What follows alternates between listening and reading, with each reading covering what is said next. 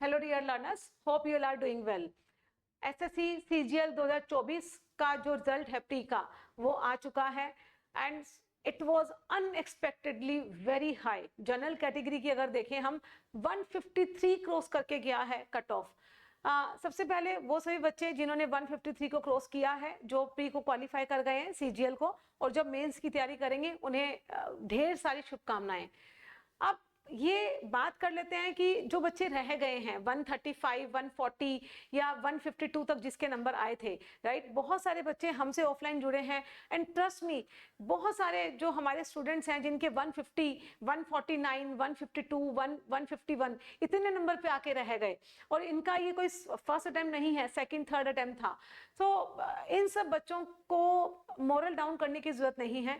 हाँ, तकलीफ होती है, बहुत दुख होता है। When I was a student, तो जैसे पेपर क्वालिफाई नहीं होता था तो बहुत तकलीफ होती थी, ये मैं मानती हूँ, बहुत दुख का समय है। टेक योर टाइम, आपको 2-3 दिन का जो समय लगता है आप लीजिए। Being a teacher it is my duty कि मैं उन सभी बच्चों के साथ में आज रहूं, आपके मोरल को डाउन ना होने दूं। ये सभी पेरेंट्स की भी ड्यूटी बनती है जिन बच्चों का सिलेक्शन नहीं हुआ। एज अ सपोर्टर आप उनके साथ में खड़े रहिए, क्योंकि इस बार कट ऑफ वाकई में ही बहुत हाई गई है। तो बच्चों का साथ दीजिए, बच्चों के साथ में खड़े होइए, उन्हें आपके सपोर्ट की बहुत जरूरत है। उन सभी बच्चों के लिए जिनका सिलेक्शन नहीं हुआ, उनके लिए गोल्डन अपॉर्चुनिटी फिर से है। एनटीपीसी का पेपर अब आने वाला है, सभी को मालूम है, तो निराश मत होइए। एनटीपीसी में अगर आप देखें तो मैथ, रीजनिंग, जीके वही है, राइट। इंग्लिश नहीं आती, उसकी जगह साइंस है। तो मेरा ये मानना है जो बच्चे सीजीएल प्री में क्वालिफाई नहीं हुए, कुछ नंबर की वजह से जो रह गए, तो उन्हें हताश या निराश होने की जरूरत नहीं है। तकलीफ होती है, आई टोटली अग्री, तकलीफ होती है, बट निराश मत होइए, अपने आप को फिर से खड़ा करिए, क्योंकि आप वही इंसान हैं, आप खुद ही हैं जो खुद के जीवन को संवार सकते हैं, ठीक है। कोई और नहीं संवारेगा आपके जीवन को। तो एनटीपीसी का जो पेपर होने वाला है उसकी तैयारियों में लग जाइए, ये एक बहुत गोल्डन अपॉर्चुनिटी है, ठीक है। एक साइंस ही रेडी करना है, इंग्लिश तो आएगी नहीं, तो साइंस आप रेडी करिए। ये तो थी सीजीएल वाले बच्चों की बात। अब सभी को मालूम है सीजीएल का जो कट ऑफ था काफी हाई गया है, 153 फ्रॉम जनरल कैटेगरी। तो जब सीजीएल वाला बच्चा 153 लेके जा रहा है जनरल कैटेगरी से, सीएचएसएल वालों का क्या होगा, इसे समझिए। किसी भी कट ऑफ के ऊपर ना बहुत सारे फैक्टर्स वेरी करते हैं कट ऑफ को आने में, ठीक है। बहुत सारे फैक्टर्स होते हैं, इसको समझना बहुत जरूरी है कि कौन कौन से फैक्टर्स हैं। खाली नंबर ही नहीं होते बेटे, नंबर ही नहीं होता कि एक नंबर एस्पेक्ट है, number is one of the aspects, right. There are many aspects जो कट ऑफ को इम्पैक्ट करते हैं। अब ये कौन कौन से एस्पेक्ट्स हैं, इन्हें समझते हैं। देखिए, अगर इसके अलावा आप ये सोचिए, जो सीजीएल का पेपर में बैठा है, जिसने सीजीएल का पेपर को क्वालिफाई किया है, वो जो सीजीएल वाला बच्चा था वो सारा सीएचएसएल में बैठा होगा, तो अनडाउटेडली इस बार जो कट ऑफ जाएगी सीएचएसएल की 2024 की, वो हाई ही जाने वाली है, क्योंकि सीजीएल की काफी हाई गई है। तो जो फैक्टर्स वेरी करेंगे उसे देखते हैं। देखिए, लेवल ऑफ द एमसीक्यूज, अगर हम ये देखें तो सीएचएसएल जो टीयर 2 का जो मेंस का पेपर था, उसमें नो डाउट पेपर में जो क्वेश्चंस आए थे, पेपर वाज वेरी इजी, ठीक है। जो क्वेश्चंस थे काफी हल्के थे। तो जब एमसीक्यूज इतने हल्के लेवल के आते हैं, लो लेवल के आ जाते हैं, तो सीधी सी बात है हर बच्चा उसको अटेंड कर लेता है, ठीक है, अटेम्प्ट हो जाता है इजीली, तो कट ऑफ हाई जाएगी। वैकेंसीज काफी कम होना, जैसे 3712 वैकेंसीज थी, तो जितनी वैकेंसीज कम होती है उतनी कट ऑफ हाई जाती है, वो भी एक फैक्टर है। रिपीटर्स के भी नंबर बड़े हैं, देखिए रिपीटर्स के भी नंबर बड़े हैं। जैसे बहुत सारे बच्चे ऐसे हैं जिनका सेकंड, थर्ड, फोर्थ अटेम्प्ट हुआ होगा, जो सीजीएल को टारगेट कर रहे हैं, वो सारे भी सीएचएसएल का पेपर दे रहे होंगे। तो रिपीटर्स के नंबर बढ़ने का भी एक बड़ा फैक्टर है, ठीक है, जो कट ऑफ को इम्पैक्ट करेगा। Candidates who are already in job, अब बहुत सारे कैंडिडेट्स जो ऑलरेडी जॉब में होते हैं, जिनकी पोस्टिंग दूर चली जाती है या जो अपने पोस्ट से खुश नहीं होते, वो कहते हैं हमारी लोकेलिटी एरिया के आसपास जॉब लग जाए, तो वो सीएचएसएल को भी आजमाते हैं, ठीक है, कि इसमें नंबर ज्यादा आ जाएंगे तो हमारी मन चाहिए हमें जॉब मिल जाएगी, हमारे एरिया के आसपास मिल जाएगी। तो इनकी वजह से भी क्या होता है, कट ऑफ हाई जाती है। Normalisation process, of course normalisation का बहुत बड़ा रोल प्ले होता है। देखिए कैसे, इसको समझिए पूरा डिटेल में, ये काफी बड़ा फैक्टर है।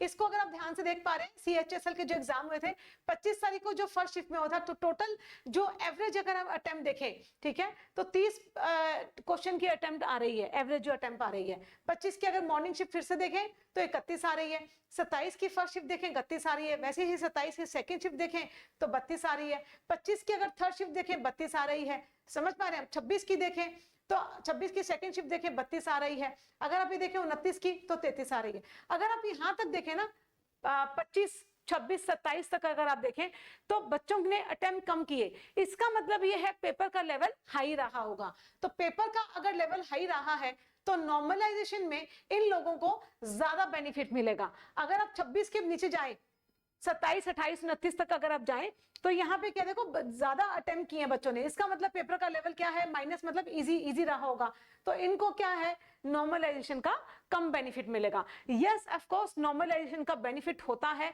उन बच्चों को जिनकी शिफ्ट इजी रही है, ठीक है। ये आप इसको बाद में देख लीजिएगा आराम से। और देख लिए और कौन कौन से फैक्टर होते हैं।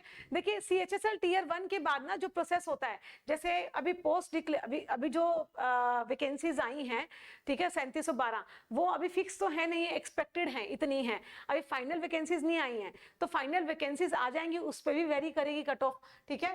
पोस्ट डिक्लेरेशन फॉर्म भी अभी नहीं आया, जब फॉर्म आएगा तो बच्चे कहाँ की पोस्ट को चूज करते हैं, कुछ बच्चे तो ऐसे ही भर देते हैं, राइट। तो ये सारी चीजें भी काफी फैक्टर करती हैं एक कट ऑफ को। अगर आप देखिए फाइनल रिजल्ट तो तभी पता लगेगा। डॉक्यूमेंट वेरिफिकेशन में भी कट ऑफ पे काफी डिपेंड करता है, क्योंकि डॉक्यूमेंट वेरिफिकेशन के अंदर 2 गुना बच्चों को लिया जाता है, ठीक है। तो उसमें भी जिन बच्चों के नंबर ज्यादा होंगे तो वही बच्चे आगे जाएंगे प्रोसेस के अंदर। तो ये सारी चीजें काफी इंपैक्ट करती हैं एक कट ऑफ पर।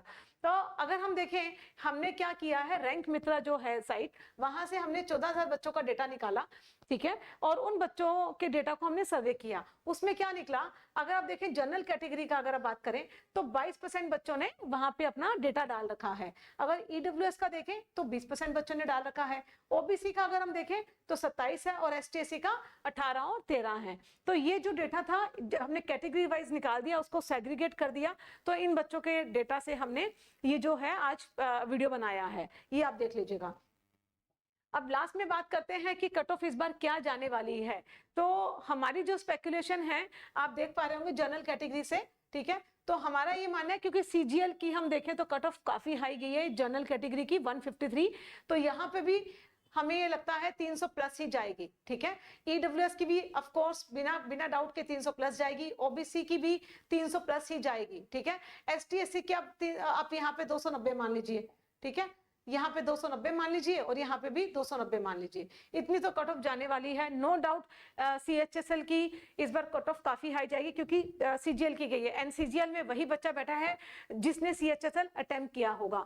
तो सब माइंड को अपना प्रिपेयर करिए, और जो CHSL वाले बच्चे हैं उनके लिए भी एक ही नसीहत है, एक ही एडवाइस है, आप भी आगे जो NTPC का पेपर होने वाला है उसकी तैयारी में लग जाओ और वो पेपर जरूर देना है। क्यों? क्योंकि आपकी मैथ, रीजनिंग और GK आपका रेडी है, राइट। इंग्लिश उसमें आती नहीं है, इंग्लिश की जगह साइंस है, साइंस आप अपना रेडी कर लीजिए और अपना इस जो गोल्डन अपॉर्चुनिटी है उसको गवाइए नहीं। तो अगर वीडियो अच्छा लगा वीडियो को लाइक करें एंड चैनल को सब्सक्राइब करें।